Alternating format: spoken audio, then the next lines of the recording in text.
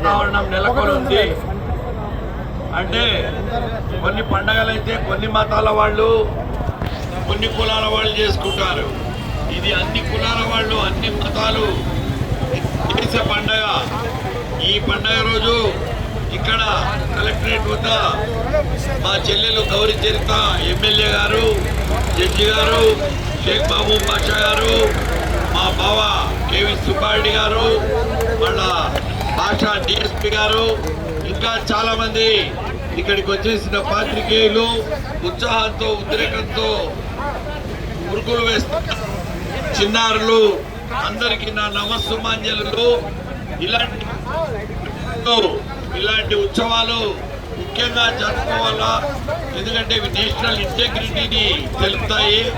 మన భారతదేశాన్ని పట్టణంలో చూపించగలిగిన ఏకైక ఉత్సవం ఏదంటే అది ఒలింపిక్ డే రన్ను.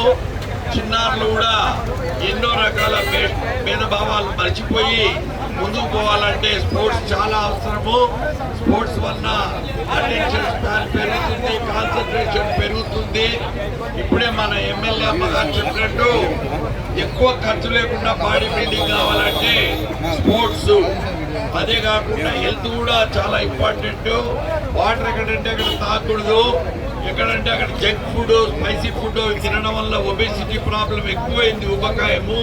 దానివల్ల లైఫ్ స్టైల్ డిసీజెస్ వస్తున్నాయి, fatty liver, heart problems, BP young people కూడా వస్తున్నాయి. కాబట్టి దీనికంతా ఒకే ఒక సొల్యూషన్ ఏమి అంటే ఏకైక solution all the problems, panacea అంటారు, సర్వరోగ నివారణి, అదే స్పోర్ట్స్. సో ఇది ప్రతీక. ఈరోజు దీంట్లో అందరూ పార్టిసిపేట్ చేసి దీన్ని జయప్రదం చేయాలని నేను కోరుకుంటున్నాను. ఇక్కడికి వచ్చేసి గెస్టులకు అందరికీ మరొకసారి ధన్యవాదాలు తెలుపుకుంటూ శుభాకాంక్షలు తెలుపుతాను. Thank you.